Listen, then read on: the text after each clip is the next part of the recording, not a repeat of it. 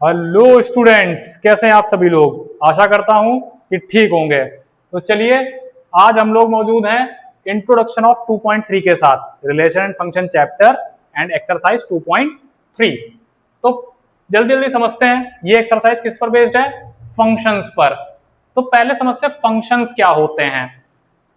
Functions are the special type of relations. Functions कुछ और नहीं है, एक स्पेशल टाइप ऑफ रिलेशन को ही फंक्शन कह दिया जाता है। ठीक है, कब कह दिया जाता है तो उसकी कुछ कंडीशंस हैं। एक रिलेशन के फंक्शन हो जाने के लिए कुछ कंडीशंस फॉलो करनी होती हैं। तो conditions for being a function, तो समझते हैं पहले तो कोई रिलेशन कहां से कहां डिफाइन है, ए से बी में। ठीक है, अब ये तीन कंडीशन अगर फॉलो कर रहा है ये रिलेशन, तो वो फंक्शन की कैटेगरी में चला जाएगा। पहला क्या है, all the elements of set A must be mapped.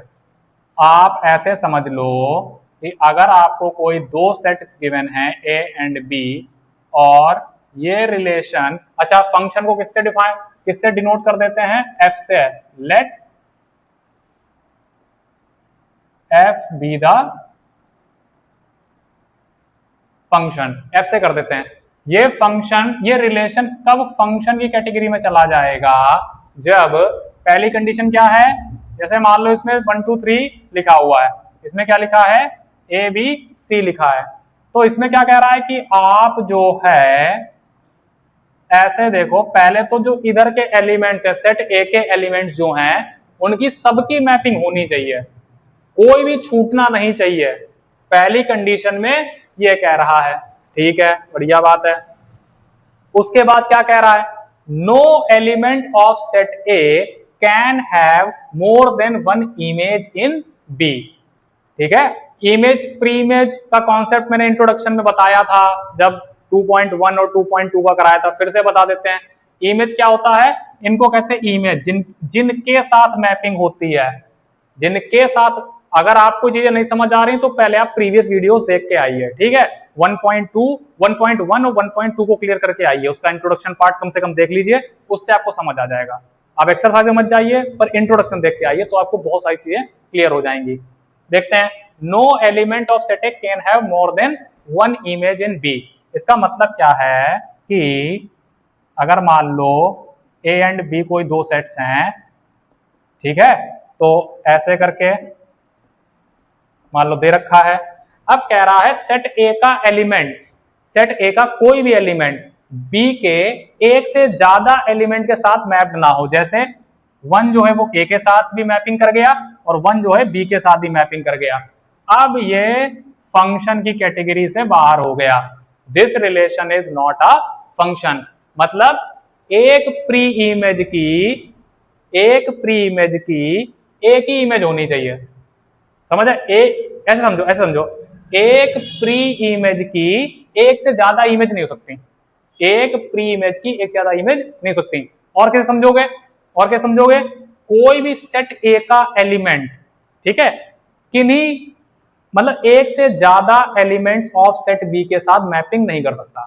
कोई भी सेट ए का एलिमेंट एक से ज्यादा एलिमेंट्स ऑफ सेट बी के साथ मैपिंग नहीं कर सकता। पर तीसरा पॉइंट पढ़ो, but remember more than one element of set A can have a common image in B. देखो ये चीज मना है, देखो ये चीज तो होनी चाहिए 100%, ये होनी चाहिए, ये चीज मना है। और क्या कह रहा है, एक कंडीशन उसने छोड़ दी, उसने कहा कि रिलेशन फंक्शन कब हो जाएगा, कोई रिलेशन फंक्शन कब हो जाएगा। तो उसने एक चीज छोड़ी है, एक यहाँ पे एक पॉइंट दे दिया है, मोर than one element of set A can have a common image. मतलब ये सीन चल रहा है, सेट ए के एक से ज्यादा एलिमेंट्स की कॉमन इमेज हो सकती है, तो ये फंक्शन तब भी होगा। तो ये आपको केवल 3 पॉइंट्स याद रखने हैं। देखो ये तो होना चाहिए, ये तो होना ही चाहिए, मतलब सेट ए के सारे एलिमेंट्स की मैपिंग होनी चाहिए। ठीक है, अब वो मैपिंग कैसे हो सकती है, 1 on 1 भी हो सकती है। ठीक है, या फिर कैसे हो सकती है कि सारे एलिमेंट्स की कॉमन इमेज हो जाए, या आप ऐसे समझ लो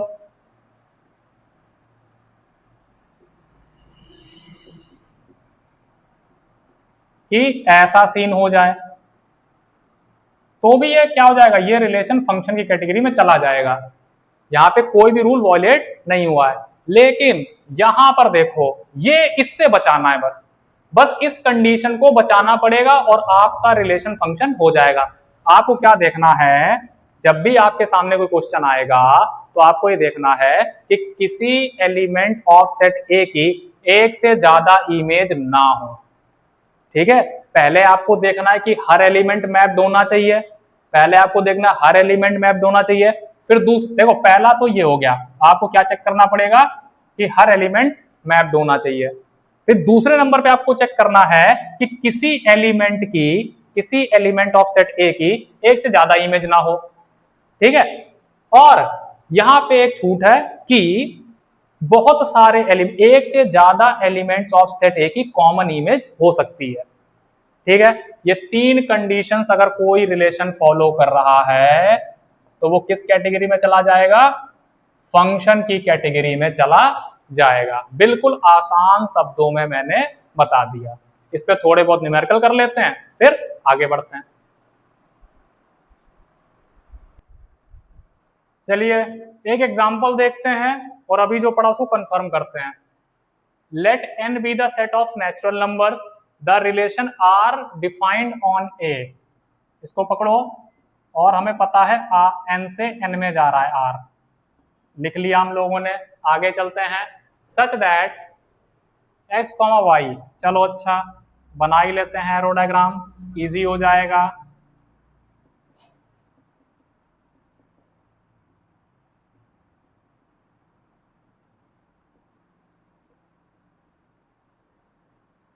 अपने लिए ये इजी हो जाएगा अब इससे। अब क्या कह रहा है, एक्स वाई दोनों नेचुरल नंबर के सेट से बिलोंग कर रहे हैं, ठीक है, पर पहले वाले सेट के एलिमेंट्स को एक्स कहा जा रहा है, दूसरे वाले सेट के एलिमेंट्स को वाई कहा जा रहा है। ये ऑर्डर्ड पेयर से हमको पता लग गया। जो पहले लिखा जाता है वो पहले वाले सेट को रिप्रेजेंट करता है, और जो बाद में ऑर्डर्ड पेयर में लिखा जाता है वो बाद वाले सेट के एलिमेंट्स को रिप्रेजेंट करता है।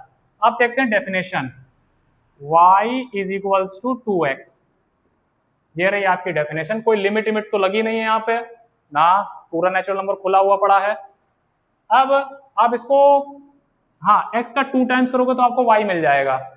तो पहले 1 का 2 टाइम्स करोगे तो आपको क्या मिलेगा, 2। 2 का 2 टाइम्स करोगे तो आपको क्या मिलेगा, 4।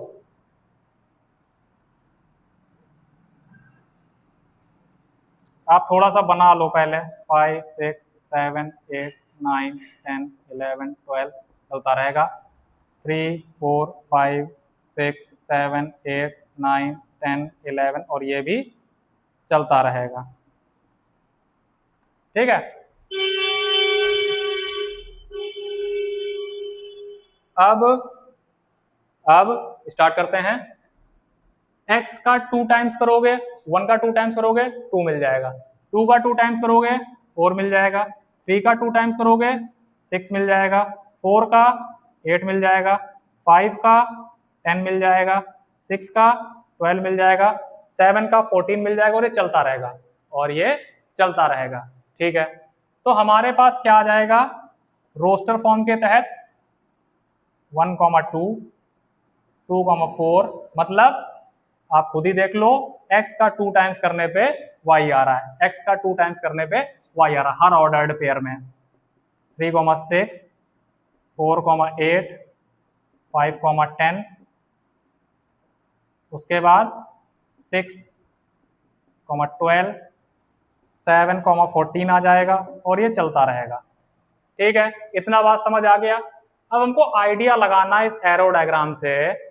पहले तो हाँ समझ लो, और चीजें भी समझ लो। व्हाट इज द डोमेन, ठीक है, अच्छा को डोमेन तो साफ साफ दिख गई है। जिस सेट में रिलेशन डिफाइन होता है उसी को क्या कह देते हैं, को डोमेन ऑफ रिलेशन। ठीक है, इतना बात समझ आ गया। तो को डोमेन क्या हो जाएगी, ये तो बहुत साफ साफ दी है, नेचुरल नंबर का सेट ही हो जाएगा। अच्छा, डोमेन ऑफ रिलेशन क्या हो जाएगी, अगर आप डोमेन ऑफ रिलेशन पता करने चलो तो क्या हो जाएगी, 1 2, इधर देखो 1 2 3 सारी की सारी मैपिंग हो जाएंगी, 1 2 3 4 5 6 और ये चलता रहेगा, और ये चलता रहेगा इन्फिनिटी तक। तो आप क्या कहोगे, ये नेचुरल नंबर का सेट ही हो जाएगा। डोमेन ऑफ रिलेशन क्या हो जाएगा, पूरा का पूरा नेचुरल नंबर। देखो रुकेगा ही नहीं ना, उधर भी नंबर्स खत्म नहीं होंगे, इधर भी नंबर्स खत्म नहीं होंगे, तो 7 का 14 से, 8 का 16 से चलता रहेगा। तो डोमेन तो भाई सारी की सारी मैपिंग हो जाएगी, ठीक है। अच्छा, इस बात से क्या पता लगता है, 7 की मैपिंग होगी, 8 की मैपिंग होगी, 9 की भी होगी, 10 की भी होगी, जो आगे आ रहे हैं सबकी मैपिंग होगी। तो all the elements of set n जो है, या जिससे रिलेशन डिफाइन हो रहा है, उसके सारे ही एलिमेंट्स मैप्ड हो जाएंगे। अच्छा, रेंज ऑफ रिलेशन, तो रेंज ऑफ रिलेशन में क्या होगा, 2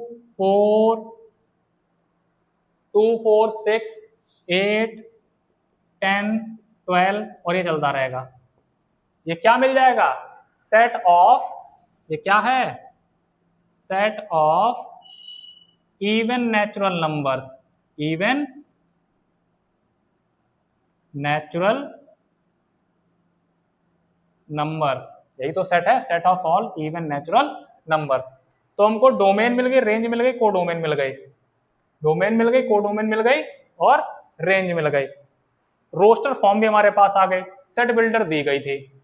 अब क्वेश्चन क्या पूछा गया, इतना काम तो अपना हो गया, अब पूछा क्या गया है, is this relation a function.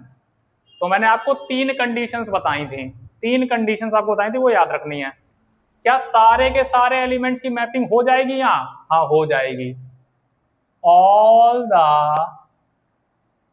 Elements of set A R mapped. पहली कंडीशन फुलफिल हो गई। दूसरी कंडीशन चेक करो, दूसरी कंडीशन चेक करो, क्या किसी एक एलिमेंट ऑफ सेट ए की 2 इमेज हैं, नहीं हमें तो नहीं दिख रही, मुझे तो बिल्कुल नहीं दिख रही, मुझे तो एक ही एक दिख रही है। और आपको भी क्या मिलेगा, हर प्री इमेज के लिए एक यूनिक इमेज मिलेगी। जैसे 47 का जब 2 से मल्टीप्लाई करोगे तो 14 मिलेगा, 8 का करोगे 16 मिलेगा, 9 का करोगे तो 18 मिलेगा, ठीक है। तो क्या हो जाएगा, no element of set A have more than 1 image, ठीक है। किसी भी सेट ए के एलिमेंट की एक से ज्यादा इमेज नहीं है। दूसरी वाली कंडीशन भी हमारी फुलफिल हो गई। तीसरी कंडीशन, देखो 2 कंडीशन तुम्हारी फुलफिल हो गई, देखो दूसरी वाली बचानी होती है बस, ठीक है। अगर ये वॉयलेट कर गई तो भी गया, ऊपर वाली वॉयलेट कर गई तो भी गया। अब देखो उसने कहा कि थर्ड वाले केस में क्या था कि एक से ज्यादा एलिमेंट्स ऑफ सेट ए की कॉमन इमेज हो सकती है, वो भी अलाउड है, ठीक है। अब वो कंडीशन क्या है, यहाँ पे वो आ ही नहीं रही है, यहाँ पे वो आ ही नहीं रही है, तो उसकी बात ही नहीं करनी। यहाँ पे वो जब आ नहीं रही है तो उसकी बात नहीं करनी। हमें खाली इतना देखना होता है कि all the elements of set ए की मैपिंग हो रही है या नहीं, पहली कंडीशन। दूसरी कंडीशन बचानी जो होती है वो क्या देखनी होती है कि किसी भी एलिमेंट ऑफ सेट ए की एक से ज्यादा इमेज ना हो जाए, ठीक है। थर्ड वाली एक्सेप्शन है, वो तब देखी जाएगी, वो बताया गया कि अगर एक से ज्यादा एलिमेंट्स ऑफ सेट ए की कॉमन इमेज हो जाए तो कोई दिक्कत नहीं है, तो कोई दिक्कत नहीं है। बस वो आपको समझाने के लिए बता दिया था। मेन आपको 2 कंडीशन चेक करनी है, ठीक है। तो आप क्या लिख दोगे, yes this relation is a function, ये रिलेशन एक फंक्शन है। आई होप आपके एग्जाम्पल समझ आया होगा। चलिए एक एग्जाम्पल और देखते हैं, examine which relation given below is a function. हमारे पास 3 रिलेशन की मैंने बताना है कौन सा रिलेशन फंक्शन है और कौन सा नहीं। तो आप सीधे इसको पहले कहां दिखा दो, जाकर एरो डायग्राम पे, और ये हम फर्स्ट क्वेश्चन की बात कर रहे हैं। 2 3 4 एलिमेंट्स हम लोगों ने लिख लिए, फिर सेकंड ऑर्डर्ड पेयर में सेकंड नंबर पे देखो 1 1 2, तो 1 को एक ही बार लिखना है बस। ठीक है, ये हम लोग काफी देर से कर रहे हैं। अब देखिए 2 की मैपिंग 1 से हुई है, फिर 3 की मैपिंग भी 1 से हुई है, और 4 की मैपिंग 2 से हुई है। तो देखो भाई फंक्शन चेक करते हैं है या नहीं। तो देखो क्या सारे मैप्ड हैं। पहली कंडीशन क्या थी, सबकी सबकी मैपिंग होनी चाहिए, सेट ए के सारे एलिमेंट्स की मैपिंग होनी चाहिए, पहली कंडीशन फुलफिल। दूसरी कंडीशन वो देखनी होती है क्या किसी एलिमेंट ऑफ सेट ए की एक से ज्यादा मैपिंग है। भाई 2 की क्या 2 मैपिंग है या एक से ज्यादा है, नहीं। 3 की क्या 2 मैपिंग है या एक से ज्यादा है, नहीं। 4 की एक से ज्यादा मैपिंग है, नहीं। तो दूसरी कंडीशन हमारी फुलफिल हो गई, फंक्शन तो हो गया। अब थर्ड मैंने कंडीशन इसलिए लिखा दी थी क्योंकि बच्चे बहुत ज्यादा कंफ्यूज हो जाते थे, तो मैंने थर्ड कंडीशन को ऐसे ही अलग से लिखा दिया कि किन्हीं 2 एलिमेंट्स ऑफ सेट ए की सिंगल इमेज हो सकती है। ये कोई रूल नहीं है, पर क्या कह दिया, बच्चे कंफ्यूज होते थे तो मैंने उसको रूल बना के लिख दिया कि कंफ्यूज मत हो भाई, ये हो सकता है। बार बार कोचिंग में पूछते थे सर ये क्या पॉसिबल है, क्या पॉसिबल है, तो मैंने उसको रूल ही बना दिया, हाँ पॉसिबल है। तो यस, ये वाला भी हमारा ठीक है। तो इसमें आप घबराना मत, हमें मेनली चेक 2 ही चीजें करनी है, मेनली हमें 2 ही चीजें चेक करनी है, सबकी मैपिंग होनी चाहिए और हर एलिमेंट ऑफ सेट की एक यूनिक इमेज होनी चाहिए। यूनिक मतलब सिंगल इमेज होनी चाहिए, बस इतना चेक करना है। और अगर ये हो जाए, तीसरा वाला पॉइंट मैंने इसीलिए बनाया था, अगर ये हो जाए तो कोई दिक्कत नहीं है। तो यस, दिस रिलेशन पहला वाला जो है इज अ फंक्शन। सेकंड वाला देखते हैं, इसमें बात कर लेते हैं थोड़ी सी। 2 2 3 4 2 3 4 एलिमेंट्स मिल गए हमको। फिर बाद वाले देखो 2 4 3 4 2 3 और 4 4 एक ही बार 4 लिखेंगे। ठीक है, तो ऐसा दिख रहा है कि सेम सेट से सेम सेट में रिलेशन डिफाइन हुआ है। अब 2 की मैपिंग 2 से हुई है, 2 की मैपिंग 4 से भी हो गई, और आगे आपको करने की जरूरत नहीं है क्योंकि सेकंड कंडीशन वायलेट हो गई, यहाँ पे खत्म कर दिया, ये वाली कंडीशन को खत्म कर दिया। एक एलिमेंट ऑफ सेट की एक से ज्यादा मैपिंग हो गई है। ठीक है, आगे चेक करना चाहो, पूरा बनाना चाहो बना लो, 3 और 4 की 4 से। तो जो element of element 2 from set first इसको कह रहा हूं जिससे रिलेशन डिफाइन हो रहा है, set first element 2 from set first has more than one image, hence R is not a function। इतना बात समझ आया। अब थर्ड वाला चेक कर लो, अब थर्ड वाला चेक कर लो कि क्या कह रहा है। 1 2 3 4 5 6 1 2 3 4 5 and 6 एलिमेंट्स लिख लिए। पहले ऑर्डर्ड पेयर के जो पहले एलिमेंट हैं, पहले नंबर्स, वो किसको शो करते हैं, इधर वाले सेट को, और जो सेकंड प्लेस पे लिखे हैं वो उधर वाले सेट को। तो 2 3 4 5 6 7 2 3 4 5 6 7 ये इधर वाले हो गए। ठीक है, 2 3 4 5 6 7 2 3 4 5 6 7। ठीक है, 1 की मैपिंग 2 से, 2 की मैपिंग 3 से, 3 की मैपिंग 4 से, 4 की मैपिंग 5 से, 5 की मैपिंग 6 से, और 6 की मैपिंग 7 से। ये हो गया। अब ये क्या, देखो पहली कंडीशन फुलफिल हो रही है। आप हमेशा 2 कंडीशंस को देखोगे पहले। पहली कंडीशन फुलफिल हो रही है, सारे मैपिंग है, हाँ है, सेट ए के सारे एलिमेंट्स की मैपिंग है। उसके बाद क्या दूसरी कंडीशन फुलफिल हो रही है कि किसी भी एलिमेंट ऑफ सेट ए की एक से ज्यादा मैपिंग ना हो। तो यहाँ पे तो मुझे 1 की एक ही मैपिंग दिख रही है, 2 की भी एक मैपिंग दिख रही है, 3 की भी, सभी की एक एक मैपिंग दिख रही है। तो दूसरी कंडीशन ही फुलफिल हो गई। तो ये ऑटोमेटिक क्या हो गया, this are is also a function. ठीक है, आई होप आपके समझ आ गया होगा। थर्ड कंडीशन मैंने बस ऐसे बना के लिखी है कि आपको कंफ्यूजन ना हो। इसमें बच्चों को बहुत कंफ्यूजन रहती थी तो मैंने बना दी, हाँ ये पॉसिबल है। ठीक है, समझ आ गया होगा सभी को।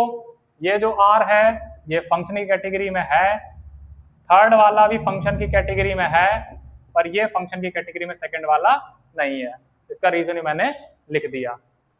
ठीक है, इसमें अगर रीजन लिखना चाहो तो कैसे लिखोगे? Since all the elements of set 1 are mapped with the elements of set B and also all the elements of set A has a unique image in set B, hence this relation is said to be a function। समझ आ गया? आगे बढ़ते हैं। चलिए बच्चों, एक छोटा सा टॉपिक और है, function as a rule of dependence. इसको समझ लेते हैं। मान लो कोई फंक्शन f है जिसका वैल्यू क्या है, एक्स स्क्वायर प्लस 1। अब आप एक चीज देखिए, यहां पर f का वैल्यू चेंज होगा अकॉर्डिंग टू x। आप मान लो x का वैल्यू क्या रख लो, 0 रख लो, तो फंक्शन का वैल्यू क्या हो जाएगा, 0 का स्क्वायर प्लस 1 1। अगर आप x का वैल्यू 1 रखोगे तो फंक्शन का वैल्यू क्या हो जाएगा, 2। अगर आप x का वैल्यू 2 रखोगे तो फंक्शन का वैल्यू क्या हो जाएगा, 5 एंड सो ऑन। तो आप क्या कहोगे, ये f का जो वैल्यू है, फंक्शन का जो वैल्यू है, वो x के अकॉर्डिंग बदल रहा है, या आप क्या कह सकते हो, value of function f depends upon x। जो वैल्यू ऑफ f है वो किस पे डिपेंड कर रही है, x पर। तो आप इसको कैसे बताएंगे, किस मतलब इसको स्टेटमेंट फॉर्म में कैसे लिखेंगे, मैथ की फॉर्म में। इन मैथ्स, मतलब मैथ्स में इसको कैसे लिख देंगे, f is the function of x। ठीक है, जिस पर कोई फंक्शन डिपेंड करता है, जिस वेरिएबल पे कोई फंक्शन डिपेंड करता है, तो हम लोग उसको क्या कह देते हैं, f is the function of that variable. इतना आपको क्लियर हो गया? मान लो मैंने कह दिया लेट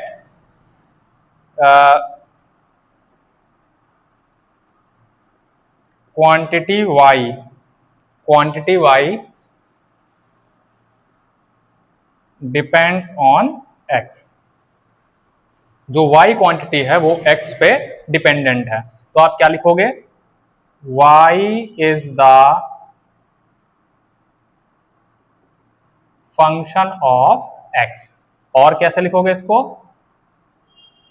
और कैसे लिखोगे, y is equals to fx। ये कैसे पढ़ा जाएगा, y is the function of x। तो आपको आई थिंक ये पढ़ना आ गया होगा। अब इसको सही से कैसे लिखोगे, इस स्टेटमेंट को सही से कैसे लिखोगे,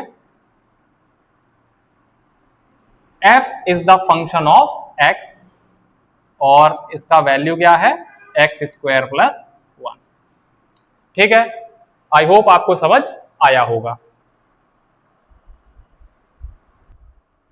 चलिए अब देखते हैं domain and range of a real valued function. Real valued function क्या होते हैं, पहले ये समझ लो। ये क्या होते हैं, ऐसे फंक्शंस जो रियल नंबर के सेट में ही डिफाइन होते हैं। ये बात समझ आई, रियल नंबर के सेट से रियल नंबर के सेट में ही डिफाइन होते हैं। कुछ ऐसा सीन बनता है इनका।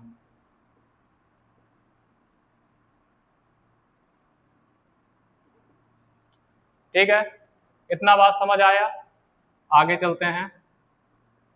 अब आपके अभी जो ये सेकंड चैप्टर चल रहा है, इसमें आप मेनली अलजेब्राइक फंक्शंस का डोमेन रेंज ही फाइंड करते हुए दिखेंगे। अब देखो, रियल वैल्यूड फंक्शन होते कई टाइप के हैं, जैसे आप इसको क्लास 12th में पढ़ोगे आइलेट करके। ठीक है, आई मतलब इनवर्स ट्रिग्नोमेट्रिक फंक्शंस, एल मतलब लेगोरिथमिक फंक्शन, ए मतलब अलजेब्राइक फंक्शन, टी मतलब ट्रिग्नोमेट्रिक फंक्शन। ट्रिग्नोमेट्रिक फंक्शन अभी नेक्स्ट चैप्टर में पढ़ोगे, और ई मतलब एक्सपोनेंशियल फंक्शन। ठीक है, अब ये तो नेक्स्ट चैप्टर में पढ़ोगे ही पढ़ोगे, यहां पर आपके में थोड़े बहुत एल्जेब्राइक फंक्शंस हैं। एल्जेब्राइक फंक्शंस कौन कौन से होते हैं? तो इसके अंदर आपको देखने को मिलेंगे लीनियर फंक्शन। लीनियर फंक्शन क्या होते हैं? जहां पे वेरिएबल की पावर क्या होती है? 1 होती है। और देखते हैं जरा, जैसे कि एक एग्जांपल ये ले लो, ऐसे लिख दिया वेरिएबल की पावर 1। फिर क्वाड्रेटिक फंक्शन, आप क्वाड्रेटिक इक्वेशंस को देखते थे, वही क्वाड्रेटिक फंक्शंस की फॉर्म में आपको यहाँ देखने को मिल जाएंगे। जैसे आपको मान लो कोई क्वाड्रेटिक इक्वेशन दे रखी थी और इसी को फंक्शन की फॉर्म में लिख दिया, ठीक है, तो ये क्या हो जाएगा? Quadratic function. एक ऐसे लिख सकते हो आप, ये भी क्वाड्रेटिक फंक्शन है। फिर क्यूबिक फंक्शन, फिर मॉडुलस फंक्शन।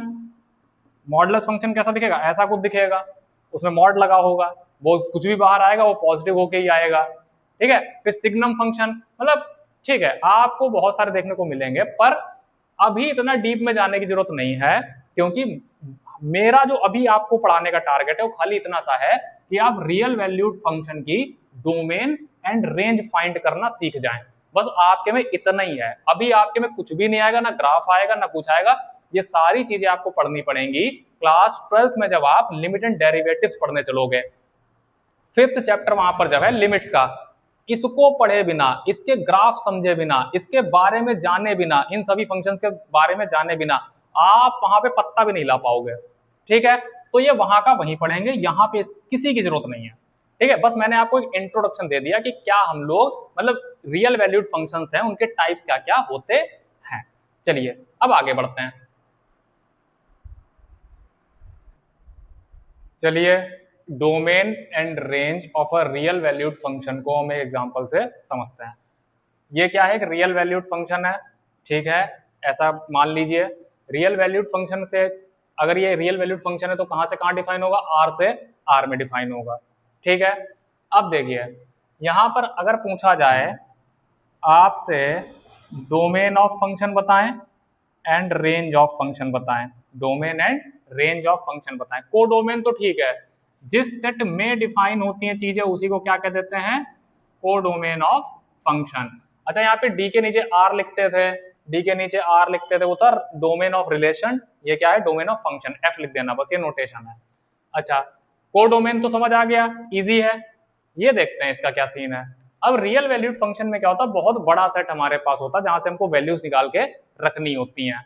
चलिए अब इस तो देखते हैं पहले क्या है। तो डोमेन यहां पे हो क्या जाता है? सेट ऑफ डोमेन में क्या आता है? In set of domain all possible values of x and in set of range, ये क्या होता है? All possible values of y, ठीक है। इतना समझ आया?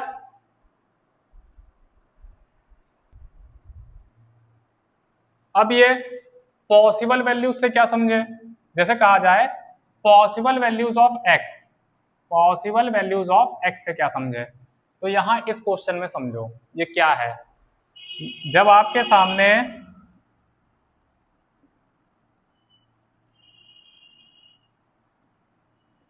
फोर माइनस एक्स स्क्वायर दिया हुआ है, तो पॉसिबल वैल्यूज ऑफ एक्स से मतलब यह है कि आप x की जगह कुछ भी रख सकते हो रियल नंबर से, पूरी नंबर लाइन से जो कि प्लस इन्फिनिटी से माइनस इन्फिनिटी तक जा रही है,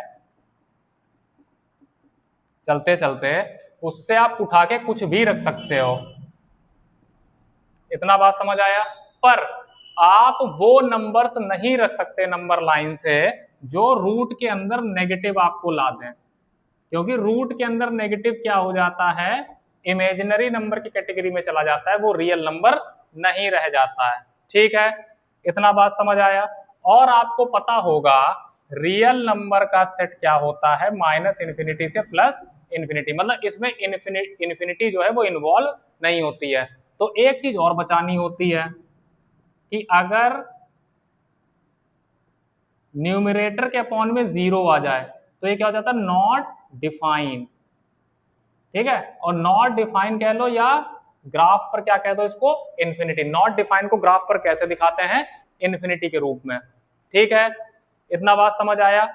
तो अब ये समझो, ये हमें दो कंडीशंस बचानी होती हैं। तो पॉसिबल वैल्यूज ऑफ x का मतलब ये है कि आप यहाँ पे x की कोई भी वैल्यू रख सकते हो, रियल नंबर से उठा के कोई भी वैल्यू रख दो, पर वो वैल्यूज नहीं रख सकते जिसमें पूरे फंक्शन की वैल्यू इन दो जगह पहुंच जाए।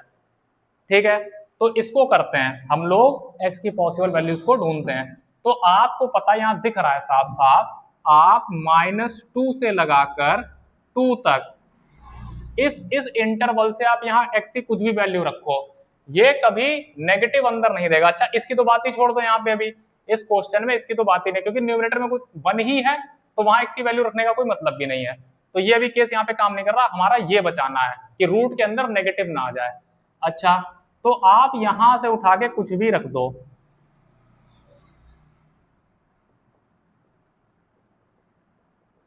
ठीक है।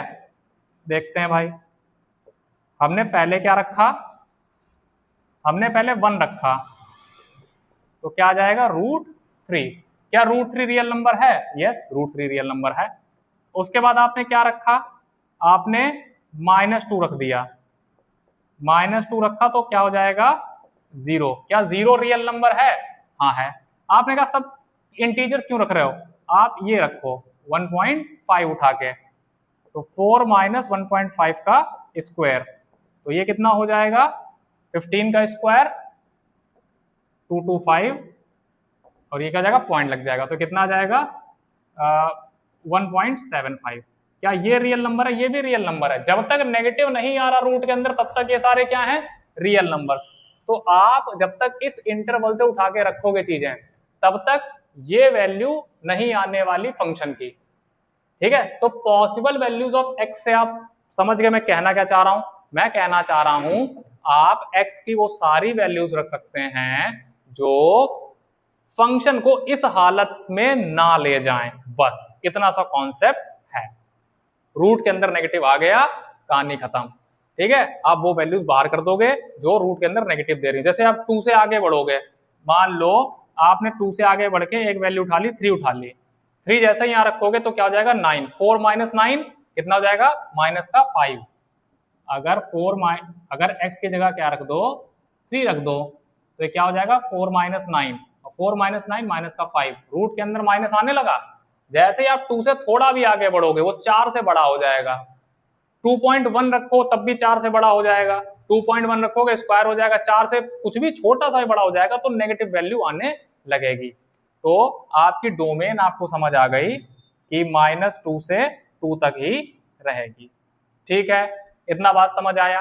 अब आगे बढ़ते हैं, रेंज देखते हैं। अब रेंज क्या मैंने कहा, possible values of y, possible. अच्छा, y आपको दिख ही नहीं रहा होगा यहाँ पे, तो आपको एक चीज बता दें, जब भी आप किसी फंक्शन का ग्राफ ड्रॉ करते हैं, तो जो डोमेन वाली वैल्यूज होती हैं वो x एक्सेस पे लिखी जाती हैं, और जो रेंज वाली वैल्यूज होती हैं वो y पे लिखी जाती हैं। इतना बात समझ आया। इसीलिए fx जो है ये क्या है, ये रेंज आ रही होती है। आप यहाँ पे x की डिफरेंट वैल्यूज रखते हैं, यहाँ क्या आती है डिफरेंट वैल्यूज ऑफ y आती है या fx आती हैं। इसीलिए आपको एक चीज देखने को मिलेगी, fx को y लिख दिया जाता है। ठीक है, क्योंकि ग्राफ पर fx की वैल्यूज को कहां दिखाया जाता है, y एक्सेस पर। इतना बात समझ आया। और x की जो वैल्यूज होती है पॉसिबल वैल्यूज, उनको सब कहां दिखाया जाता है, x एक्सेस पर। इतना बात समझ आ गया। तो यहां पर हम क्या कह सकते हैं, अब y = 4 - x², इसी फंक्शन को हम इस फॉर्म में लिख सकते हैं। अब देखो, इतना सा इंटरवल हमारे पास डोमेन आया, मतलब हमको पूरे रियल नंबर से खाली इतनी वैल्यूज मिली जो हम पुट कर सकते हैं। इसके अगर इधर उधर जाएंगे, इधर जाएं या इधर जाएं, तो हमको रूट के अंदर नेगेटिव मिलने लगेगा, हमारा प्लान फेल हो जाएगा।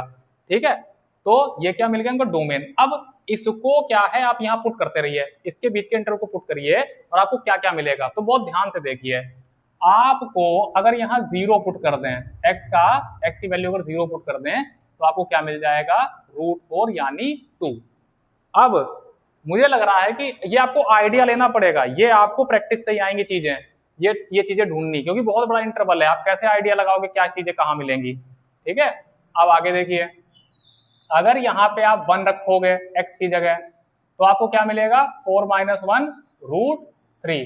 अगर क्या रखोगे 2 रखोगे, अगर x की जगह 2 रख दोगे तो क्या मिल जाएगा 4 - 4 = 0। तो अब देखो इसके बीच आप कोई वैल्यू देखो, √3 क्या है 1.7 के आसपास कुछ आती वैल्यू, ठीक है। अब आपको एक चीज समझ में आनी चाहिए कि अगर हम 0 से इधर बढ़ेंगे, अगर हम 0 से इधर बढ़ेंगे मतलब पॉजिटिव इन्फिनिटी की तरफ या +2 की तरफ, 0 से जब इधर बढ़ेंगे तो क्या होगा, हमको इस फंक्शन की, ध्यान से देखो, इस फंक्शन की 4 - x² √ के अंदर तो वैल्यू छोटी होती जाएगी कि बड़ी होती जाएगी। तो आप देखोगे 0 रखने पे क्या मिल रहा है 2 मिल रहा है, उसके बाद जैसे ही 1 रखा वैल्यू 2 से छोटी हो गई, वैल्यू कहां सीधे धड़ाम पे गिरी आके 1.7 पर। तो 0 से जब इधर बढ़ रहे होंगे, जब x की वैल्यू 0 से हम उधर बढ़ रहे होंगे पॉजिटिव इन्फिनिटी की तरफ मतलब +2 की तरफ बढ़ रहे होंगे, तो क्या हो जाएगी हमारी y की वैल्यू छोटी होती चली जाएगी, और कितनी छोटी हो जाएगी 2 तक पहुंचते पहुंचते वो 0 हो जाएगी। इतना बात समझ आया।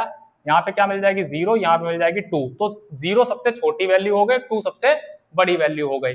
अब इधर आते हैं, जब इधर बढ़ेंगे, जब इधर बढ़ना स्टार्ट करेंगे नेगेटिव साइड, तो क्या होगा, तो भी वही सीन होगा। क्यों? क्योंकि यहाँ x के ऊपर स्क्वायर लगा है, चाहे आप किसी भी नंबर का स्क्वायर करो, चाहे पॉजिटिव का, चाहे जैसे -2 का स्क्वायर करोगे तब भी 4 आएगा, 2 का स्क्वायर करोगे तब भी 4 आएगा। तो आप इससे क्या समझे कि जब आप इधर भी बढ़ोगे -2 की तरफ बढ़ोगे तो भी इस फंक्शन की वैल्यू छोटी होते होते लास्ट में 0 ही रह जाएगी। रख देना -2 रख देना, जैसे -2 रखोगे -2 का स्क्वायर क्या हो जाएगा 4 का वैल्यू आपको क्या मिल जाएगा 4, मतलब x = -2 रखने पे फंक्शन का वैल्यू आपको क्या मिलेगा फिर से 0 मिल जाएगा। इतना बात समझ आ गया। इसके बीच सब क्या होंगी 0 और 2 के बीच की वैल्यूज होंगी। तो सबसे बड़ी वैल्यू आपको कहां मिल रही है 0 रखने पे, और सबसे छोटी वैल्यू आपको कहां मिल रही है -2 और 2 रखने पे। इतना बात समझ आया। तो आपको y की पॉसिबल वैल्यूज मिली क्या क्या, y की पॉसिबल वैल्यूज मिली क्या क्या 0 से 2 के बीच, 0 से 2 के बीच आपको y की पॉसिबल वैल्यूज देखने को मिली। आई होप आपको समझ आ गया होगा। थोड़ा सा ये डिफिकल्ट टॉपिक है और आपको ये सीखना पड़ेगा प्रैक्टिस कर करके, ठीक है। तो डोमेन रेंज इस फंक्शन की निकालनी आ गई। अभी इंट्रोडक्शन है, अभी बहुत सारे क्वेश्चंस हम लोग करेंगे, एक्सरसाइज में करेंगे, थोड़े भी और करेंगे, वहां सीख लेंगे। फिलहाल मेरा जो टारगेट था ये आपको ये समझाना था पॉसिबल वैल्यूज ऑफ x से क्या मतलब है या पॉसिबल वैल्यूज ऑफ y से क्या मतलब है, ठीक है। इतना बात समझ आ गया कि फंक्शन रूट के अंदर नेगेटिव फॉर्म में ना चला जाए और न्यूमरेटर अपॉन 0 ना हो जाए, बस इतना बचा लो। वही सारी जो ये सिचुएशन में ले जाने से वैल्यू बच जाएं, जो x और y की वैल्यूज जो हैं फंक्शन को इस सिचुएशन में ले जाने से बचा लें, वही क्या होती पॉसिबल वैल्यूज ऑफ x, और वही कहां चली जाती हैं सेट ऑफ डोमेन में, और जो पॉसिबल वैल्यूज ऑफ y होती हैं वो कहां चली जाती हैं सेट ऑफ रेंज में। तो आई होप आपको थोड़ा सा समझ आ गया होगा। चलिए एक और एग्जांपल देखते हैं। चलिए एक एग्जांपल और देख लेते हैं। ये आपके सामने एक फंक्शन दिया है और कहा है find the domain of function. ये रियल वैल्यूड फंक्शन है। तो मैंने कहा था डोमेन के केस में आप क्या ढूंढोगे x की सारी पॉसिबल वैल्यूज, ठीक है। और पॉसिबल वैल्यूज से मतलब क्या है कि x की वो सारी वैल्यूज जो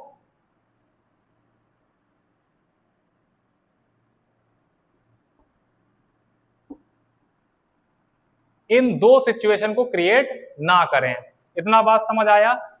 रूट के अंदर नेगेटिव ना कर दें और न्यूमरेटर के अपॉन में 0 ना ले आए, ठीक है। तो अब आपको क्या करना है, यहाँ पे इस फंक्शन में आप x की कोई भी वैल्यू रख सकते हो। अगर आपको डोमेन ऑफ फंक्शन चाहिए तो x की वैल्यूज ही चाहिए। यहाँ पे आप x की कोई भी वैल्यू रख सकते हो, पर ध्यान रहे कि वो ये ना बना दे। अब रूट तो यहाँ पे है ही नहीं, रूट तुमने पिछले केस में देख लिया था। एक एग्जाम्पल देख रहे हैं न्यूमरेटर अपॉन 0 वाला, तो न्यूमरेटर के अपॉन में 0 ना बना दे। तो न्यूमरेटर के अपॉन में 0 आप वैल्यू कौन सी हटाओगे कि जो बना रही होंगी, तो आप वो कैसे पता करोगे, तो आप वो ऐसे पता करोगे कि नीचे वाला जो आपको क्वाड्रेटिक इक्वेशन दे रखा है, जो आपको नीचे वाला क्वाड्रेटिक इक्वेशन दे रखा है, आप क्या करोगे, इसको सॉल्व करोगे।